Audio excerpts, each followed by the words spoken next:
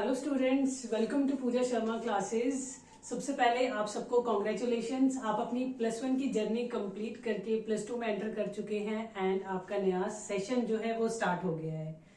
तो मैं आपको सबसे पहले ये बात बता दूं कि +1 में आपने जैसे भी पढ़ा, जहां से भी पढ़ा, आपने जैसे भी मार्क्स लेके आए, ये मार्क्स ज्यादा मैटर नहीं करते, क्योंकि नॉर्मली सभी स्टूडेंट्स क्या करते हैं, +2 उसी इंस्टीट्यूशन उसी स्कूल से करते हैं जहां से उन्होंने +1 की होती है।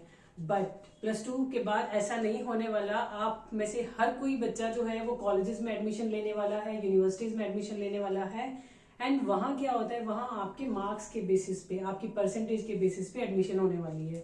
तो आप ये देखिए, +2 एक ऐसा टाइम है, अब आपको बहुत ही सीरियस हो जाना है एंड +2 में आप ऑलरेडी इतने मेच्योर हैं कि आप सब समझ सकते हैं कि किस तरीके से आपने अपनी टाइम को मैनेज करके आपको हर सब्जेक्ट को कैसे इक्वली वेटेज देके आपने अच्छी परसेंटेज बनानी है अपनी, राइट। तो मैं आपकी इन्फॉर्मेशन के लिए बता दूं, आपने कभी भी ऐसा नहीं करना है कि आप सोचें कि थ्योरी सब्जेक्ट है एंड थ्योरी में इतना ज्यादा स्कोप नहीं है, प्रैक्टिकल सब्जेक्ट पे ज्यादा ध्यान देते हैं, ये स्कोरिंग है। तो मैं आपको बता दूं, परसेंटेज एग्रीगेट बनाने के लिए तो आपको हर सब्जेक्ट में ही बहुत अच्छे मार्क्स चाहिए। सिर्फ अकाउंट्स में अच्छे मार्क्स लेके या मैथ्स में अच्छे मार्क्स लेके आपकी परसेंटेज में तो कोई फर्क नहीं पड़ने वाला। बाकी सब्जेक्ट जो थ्योरी के सब्जेक्ट हैं उन सब पे भी आपको ध्यान देना है। तो इसीलिए मैं पूजा शर्मा आपकी हेल्प करने के लिए पूजा शर्मा क्लासेस मैं ये वीडियोस लेके आई हूँ। मेरी वीडियोस में मैं क्या करूंगी, +2 की बिजनेस स्टडी की वीडियोस मैं बना रही हूँ एंड आपको क्या करना है, मेरे चैनल को सब्सक्राइब करना है, मेरे साथ आपको ये स्टडी स्टार्ट करनी है। मैं टाइमली आपका सिलेबस कंप्लीट करने की कोशिश करूंगी एंड कोशिश करूंगी कि आपके एग्जाम से पहले आपके पास रिवीजन के लिए भी बहुत सारा टाइम हो। तो आपने डेली कुछ टाइम निकाल के वीडियोस देखनी है, समझनी है। थ्योरी है, बहुत ज्यादा मुश्किल नहीं है, बहुत आसान तरीके से मैं आपके लिए समझने के लिए वीडियोस लेके आऊंगी, ठीक है। तो आपने बहुत ध्यान से अपनी जो नया सेशन स्टार्ट करना है +2 का, so that at the time of examination ऐसा ना हो कि आप सोचें कि अब आपके पास टाइम नहीं है, बहुत ज्यादा पैनिक हो जाए एंड थ्योरी सब्जेक्ट ना तैयार करते हुए आपके जो प्रैक्टिकल सब्जेक्ट तैयार किए हैं आपने, आपकी टेंशन में वो सब्जेक्ट भी खराब हो जाए। तो टाइम रहते ही आप स्टडी प्लान्स बनाइए, अपनी स्टडी स्टार्ट कीजिए, so that at the time of examination आपको कुछ भी एक्स्ट्रा मेहनत करने की जरूरत ना हो। आपने सब बहुत अच्छे से पढ़ रखा है, रिवीजन कर रखा है, राइट। तो लेट्स स्टार्ट द टॉपिक। मैं आपको बता दूं, मैं चैप्टर स्टार्ट कर रही हूँ nature and significance of management. तो मेरा जो चैप्टर ये है, मैं वीडियोस बनाऊंगी, ये वीडियोस पार्ट्स में बनेगी। जैसा कि आप जानते हैं, एक वीडियो में पूरा चैप्टर तो कंप्लीट नहीं हो सकता and it is not possible for you कि आप एक सिटिंग में ही चैप्टर कंप्लीट कर लें। डेली पढ़ेंगे, थोड़ा थोड़ा पढ़ेंगे, सो दैट एग्जामिनेशन से पहले जो है आपका सिलेबस कंप्लीट हो जाए, आप आराम से रिवीजन कर लें, आप अपने theory as well as practical subjects को इक्वली इंपॉर्टेंस देके आराम से उनकी तैयारी कर सके, ठीक है। तो लेट्स स्टार्ट द टॉपिक। देखिए, हम स्टार्ट करने जा रहे हैं nature and significance of management, right. Nature and significance of management हमारा चैप्टर नंबर 1 है। चैप्टर नंबर 1 की बात कर रहे हैं हम, +2 बिजनेस स्टडीज पढ़ रहे हैं। तो हमारा सबसे पहले हम पढ़ रहे हैं डेफिनेशन मैनेजमेंट की डेफिनेशन पढ़ रहे हैं। तो ये डेफिनेशन स्टार्ट करने से पहले मैं आपको थोड़ा सा ब्रीफ देती हूँ। देखिए, मैनेजमेंट का मतलब क्या होता है। मैनेजमेंट का मतलब होता है चीजों को मैनेज करना, राइट, चीजों को मैनेज करना। And one thing before I start, मैं आपको बता दूं कि जो मैनेजमेंट है ना, management is not restricted to business organization. सिर्फ बिजनेस ऑर्गेनाइजेशन के लिए ही मैनेजमेंट रिस्ट्रिक्ट नहीं है, नॉन बिजनेस ऑर्गेनाइजेशन, इवन हर जगह आपको मैनेजमेंट की जरूरत है। एक टीचर को भी मैनेजमेंट की जरूरत है, एज वेल एज एक स्टूडेंट को भी मैनेजमेंट की जरूरत है, आपके फादर को भी मैनेजमेंट की जरूरत है, आपकी मदर को भी मैनेजमेंट की जरूरत है। मैनेजमेंट की जरूरत हर जगह है, नॉट ओनली बिजनेस ऑर्गेनाइजेशन की यहाँ आपको मैनेजमेंट है। तो सबसे पहले आप समझिए मैनेजमेंट है क्या। तो मैनेजमेंट की जो डेफिनेशन है, आप एज इट इज डेफिनेशन लिख सकते हैं। डेफिनेशन आप अपने वर्ड्स में भी लिख सकते हैं, लेकिन ये है प्रोवाइडेड कि आपके वर्ड्स गलत ना हो, सब सही हो, राइट। आप एज इट इज अपनी डेफिनेशन भी एग्जाम में लिख सकते हैं। तो स्टार्ट करते हैं। देखिए, management is a process. In terms को, इन वर्ड्स को मैं सर्कल कर रही हूं, आप थोड़ा ध्यान से सुनिएगा। मैनेजमेंट इज अ प्रोसेस, यही रुकते हैं। प्रोसेस की बात कर रहे हैं, तो प्रोसेस क्या है। Process involve a series of steps, ठीक है। जब आप कोई काम करते हैं एंड उनमें स्टेप 1, स्टेप 2, स्टेप 3 होता है, आपको स्टेप 1 के बाद ही स्टेप 2 में जाना है।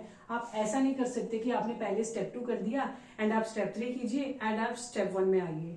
एक स्टेप है जो सीक्वेंस से आपको फॉलो करना है।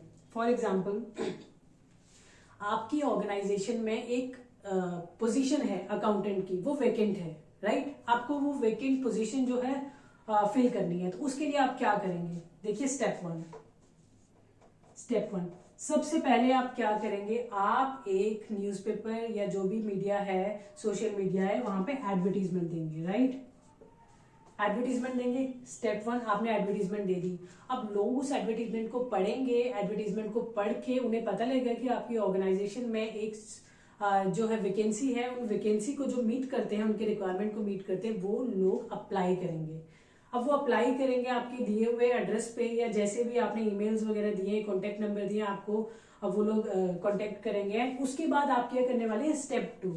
अब आप यहाँ देखिए, स्टेप टू होने वाला है। स्टेप टू क्या होने वाला है? आप interviews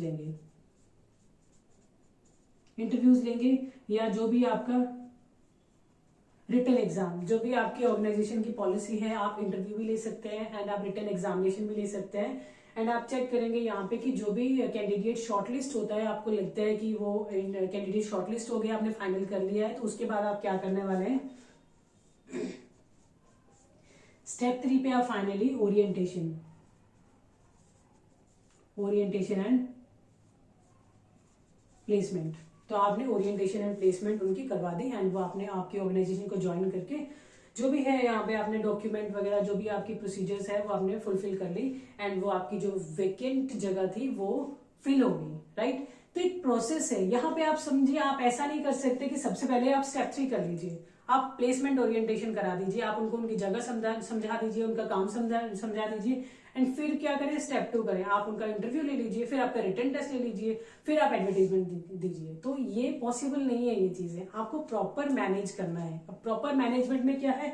management is a process, management एक प्रोसेस है। तो प्रोसेस में कुछ स्टेप्स होते हैं, सीरीज ऑफ स्टेप्स होते हैं जो आपको 1 बाय 1 फॉलो करने हैं, एक सीक्वेंस में फॉलो करना है। तो अब आप ये देखिए, स्टेप 1 आपने एडवर्टीजमेंट दी, स्टेप 2 आपने इंटरव्यूज एंड रिटन एग्जामिनेशन लिए, स्टेप 3 में क्या किया? आपने ओरिएंटेशन एंड प्लेसमेंट, जो भी आपके डॉक्यूमेंट रिक्वायरमेंट थी, वो रिक्वायरमेंट आपने फुलफिल कर दी। तो यहाँ पे क्या हुआ? यहाँ पे आपका जो है ये प्रोसेस कंप्लीट हो गया, आपने एक प्रोसेस कंप्लीट किया है, राइट? तो हमने देखा मैनेजमेंट इज अ प्रोसेस, ये एक प्रोसेस है, स्टेप्स और सीरीज ऑफ स्टेप्स है। Of what? Management is a process of getting things done with the aim of achieving goals. ठीक है, आपको क्या करना है? Management is a process of getting things done with the aim of achieving goals. अब आपको क्या करना है? गोल्स अचीव करने हैं, ठीक है? कुछ गोल्स है या आपका कुछ एम है, कुछ ऑब्जेक्टिव है, कोई टास्क है जो आपको कंप्लीट करना है। तो मैनेजमेंट क्या है? मैनेजमेंट इज अ प्रोसेस, ये एक बहुत सारी स्टेप्स या सीरीज ऑफ स्टेप्स हैं ऑफ गेटिंग थिंग्स डन, जिससे आपको अपना काम कंप्लीट करना है, राइट? आपको अपना काम कंप्लीट करना है। वो काम क्या है? फॉर एग्जाम्पल, आपको अपनी वैकेंसी जो थी, वो वैकेंट पोस्ट थी, वो फिल करनी थी।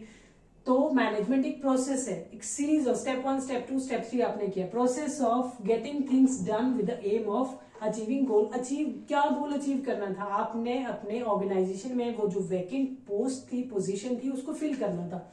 तो ये अचीविंग गोल्स है। But how? कैसे? Effectively and efficiently. ये जो 3 वर्ड्स मैंने यहाँ पे, ये टर्म्स यहाँ पे हाईलाइट किए हैं, आप इनको ध्यान से देखिए। Effectively and efficiently. सबसे पहले आप वर्ड्स का मतलब मैं आपको बताती हूँ। इफेक्टिवली का मतलब क्या होता है? इफेक्टिवली का मतलब होता है काम करना, किसी काम को करना, किसी काम का हो जाना, किसी काम का कंप्लीट होना। इफेक्टिवली कोई काम हो गया, इफेक्टिवली है, ऐसा नहीं कि काम होता ही नहीं है। एफिशिएंटली क्या होता है?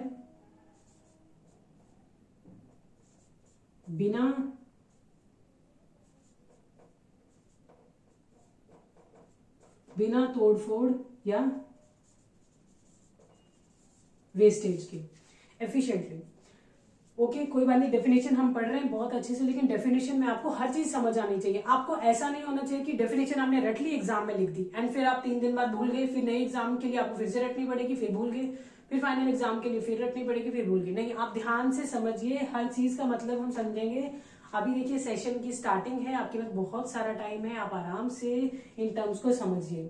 देखिए इफेक्टिवली की बात की, इफेक्टिव का मतलब क्या है, मैंने आपको बोला कि मुझे टास्क करके दीजिए, राइट। मुझे कोई सामान बस में या गाड़ी में लोड करवाना है, ठीक है, मुझे वो सामान लोड करवाना है, मुझे सामान लोड करके दीजिए। आपने क्या किया, आपने सारा सामान गाड़ी में डाल दिया, काम हो गया, मतलब इफेक्टिवनेस है, इफेक्टिव है, आपने काम कर दिया। बट आपने क्या किया, आपने कितने बॉक्सेस तो तोड़ दिए, कितने बॉक्सेस लीक हो गए, कितने बॉक्सेस टूट गए, इतना नुकसान हो गया। तो अब मैं क्या कहूंगी, आपने काम तो किया लेकिन काम जो है एफिशिएंसी से नहीं किया, एफिशिएंटली काम नहीं हुआ।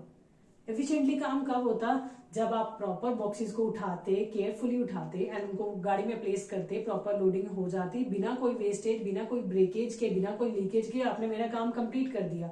जो भी मैंने आपको काम टास्क दिया था कि आप इन बॉक्सेस को गाड़ी में लोड कर दीजिए, तो आपने गाड़ी में बॉक्सेस को लोड कर दिया। तो इसको मैं बोलूंगी आपने एफिशिएंटली काम किया, राइट। आपने काम किया लेकिन इस काम में कोई वेस्टेज नहीं हुई, कोई तोड़फोड़ नहीं हुई, कुछ भी नहीं हुआ, ये काम बहुत अच्छे से हो गया, तो ये काम एफिशिएंटली हो गया। तो अब आपको ये चीज समझ आई, इफेक्टिव का मतलब काम करना, काम कैसे किया, अच्छे से किया या वेस्टेज के साथ किया, ब्रेकेज के साथ किया, डजेंट मैटर, बट इफेक्टिवली मतलब काम हुआ। एफिशिएंटली मतलब आपने काम बहुत अच्छे से किया, इसमें कोई वेस्टेज नहीं हुई, कोई ब्रेकेज नहीं हुई, ठीक है। तो अब आप ये देखिए, मैं आपको बता दूं मैनेजमेंट क्या है। Management is a process, management is a process of getting things done with the aim of achieving goals effectively and efficiently. तो देखिए मैनेजमेंट एक प्रोसेस है जिसके द्वारा आप किसी काम को करना चाहते हैं, अचीविंग गोल्स, किसी काम को करना चाहते हैं, एंड हाउ, बिना किसी वेस्टेज के, बिना किसी तोड़फोड़ के, बिना किसी नुकसान के आप वो काम करना चाहते हैं, वो काम बहुत अच्छे से हो गया। This is management. मैनेजमेंट में यही तो हम करते हैं। फॉर एग्जाम्पल मैं आपको बता देती हूँ, आपने मुझे एक काम दिया कि आपको एक बर्थडे पार्टी ऑर्गेनाइज करनी है, राइट। बर्थडे पार्टी ऑर्गेनाइज करनी है, ये बर्थडे पार्टी 5 दिन बाद ऑर्गेनाइज होगी, ठीक है, ऑर्गेनाइज होनी है। आपने मुझे वेन्यू बता दिया कहाँ पे ये ऑर्गेनाइज होगी।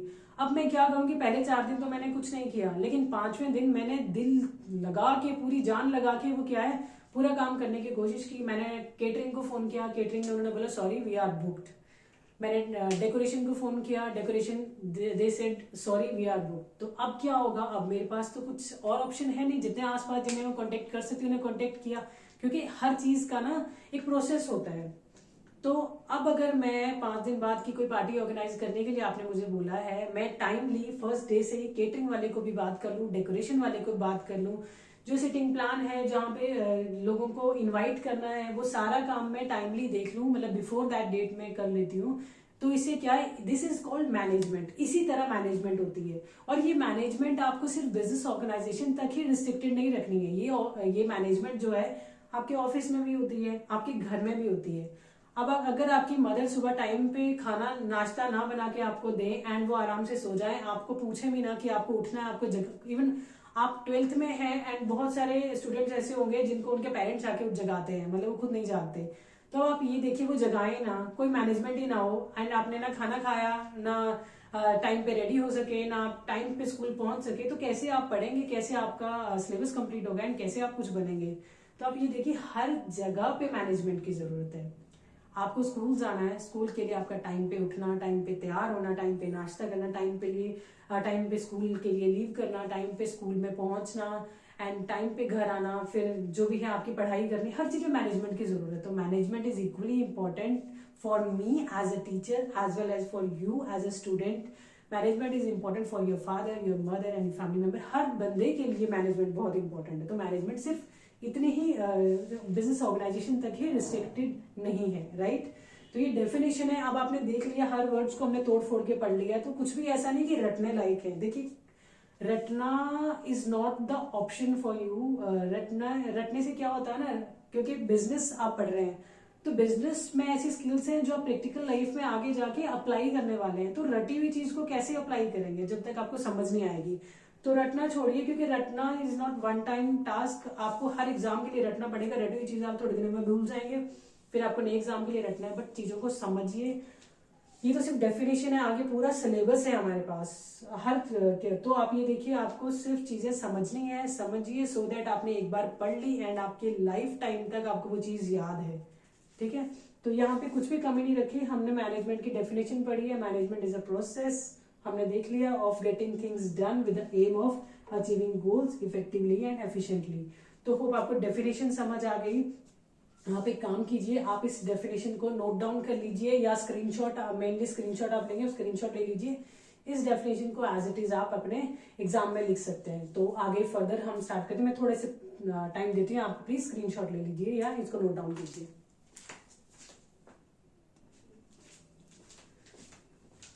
तो होप आप सबने डेफिनेशन नोट डाउन कर ली। तो हम अभी नया टॉपिक स्टार्ट करते हैं जो है difference between effectiveness and efficiency. तो हमने मैनेजमेंट की डेफिनेशन में हमने ये पढ़ा कि जो काम है वो इफेक्टिवली एंड एफिशिएंटली होना चाहिए। तो ये जो टॉपिक है difference between effectiveness and efficiency, तो ये एग्जामिनेशन पॉइंट ऑफ व्यू से बहुत इंपॉर्टेंट है।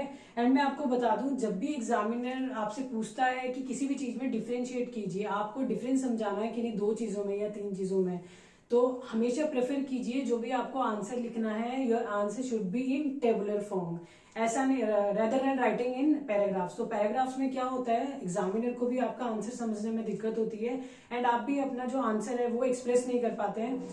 एंड पैराग्राफ में उलझने से क्या होता है, आपकी मार्किंग भी उतनी अच्छी एग्जामिनर नहीं कर पाता है। तो टू द पॉइंट लिखिए, टेबुलर फॉर्म में लिखिए, जितने मार्क्स का क्वेश्चन पूछा गया है उतने पॉइंट्स में लिखिए, सो दैट आपका टाइम भी वेस्ट ना हो कि आपके 3 मार्क्स के क्वेश्चन में 6 पॉइंट्स लिख के आए, 3 मार्क्स के क्वेश्चन में आप 3 मार्क्स के क्वेश्चन के अकॉर्डिंग 3 पॉइंट्स लिख के आए एंड टेबुलर फॉर्म में लिखिए। तो let's start the topic. We are starting difference between effectiveness and efficiency. Effectiveness and efficiency में हम डिफरेंस देख रहे हैं। थोड़ा बहुत मैंने आपको डेफिनेशन में बता दिया क्या डिफरेंस है इन दोनों चीजों में। वर्ड सिमिलर हैं तो बहुत सारे स्टूडेंट कंफ्यूज हो जाते हैं कि दोनों एक ही तो चीजें हैं, तो ऐसा नहीं है, ध्यान से सुनिए। इफेक्टिवनेस एंड एफिशिएंसी में डिफरेंस है। सबसे पहले पॉइंट नंबर 1, इफेक्टिवनेस क्या है। Effectiveness it refers to completion of task on time. ध्यान से देखिए, थोड़ा बहुत हमने डेफिनेशन में पढ़ा। Completion of task on time मतलब आपको जो काम दिया हुआ है, मैं वही एग्जांपल लेके चलती हूँ सो दैट आप रिलेट भी कर सके एंड आपको कंफ्यूजन ना हो। मैंने एक टास्क दिया था अपने पिछले टॉपिक में कि हम अपने सामान को गाड़ी में लोड कर रहे हैं, राइट। तो वो सामान को गाड़ी में लोड करना इज कंप्लीशन ऑफ टास्क। तो इफेक्टिवनेस क्या है, completion of task on time. मैंने आपको बोला कि 1 घंटे में ये जो भी है आप लोडिंग का काम कर दीजिए। गाड़ी में जो कैरियर में आपने बॉक्सेस सारे डालने हैं, तो आपने सारे बॉक्सेस लोड कर दिए गाड़ी में, राइट। ये काम हो गया। इफेक्टिवनेस का मतलब होता है कि आपका जो काम दिया हुआ टास्क वो टाइम पे हो जाए, 1 घंटे के अंदर आपने काम कर दिया। तो इफेक्टिवनेस क्या है, it refers to completion of task on time. Effectiveness का मतलब है टाइम पे 1 घंटे के अंदर आपने काम कर लिया, राइट। यहाँ पे हम बाकी चीजों की बात नहीं कर रहे। अब एफिशिएंसी की बात कर रहे हैं। एफिशिएंसी क्या है, it refers to completion of task without wastage of resources. Completion of task without wastage of resources. अब आप ये देखिए कि मैंने आपको बोला कि आप जो है अपना जो भी बॉक्सेस है वो गाड़ी में लोड कर दीजिए एंड वो आपने लोडिंग का काम जो किया बिना कोई ब्रेकेज के, बिना कोई तोड़फोड़ के, बिना किसी नुकसान के वो काम कंप्लीट कर लिया। इट मीन्स आपने काम एफिशिएंसी से किया। Completion of task without wastage of resources, आपने कोई रिसोर्सेज वेस्ट भी नहीं किए, with in time required time correctly आपने वो काम कर लिया, तो एफिशिएंसी से काम किया। तो यहां से एक कंक्लूजन आता है, काम का कंप्लीट होना इज इफेक्टिवनेस एंड काम का बहुत अच्छे तरीके से टाइमली हो जाना without wasting the resources efficiency है, right. Point number 1, completion of task on time and efficiency क्या है, completion of task without wastage of resources. Optimum utilisation of resources के साथ काम किया गया, इट मीन्स वो काम एफिशिएंसी से किया गया, राइट। नेक्स्ट पॉइंट है हमारा, it is concern with achievement of end result. Effectiveness का मतलब क्या होता है, इफेक्टिवनेस का मतलब मैंने आपको बताया काम करना। तो काम का करना मतलब concern with the achievement of end result, मतलब वो सामान आपको लोड करने के लिए बोला था, वो सामान लोड करना था। तो मेन इफेक्टिवनेस में क्या देखना कि वो काम हुआ कि नहीं हुआ, वो काम हो गया। जो आपको मेन काम ऑब्जेक्टिव दिया गया था वो ऑब्जेक्टिव आपका गोल कंप्लीट कर लिया। Concern with achievement of end result, काम फिनिश हो गया। एफिशिएंसी क्या है, it is concern with the benefit of utilizing minimum resources and getting maximum benefit. Efficiency किस चीज पे ध्यान देती है?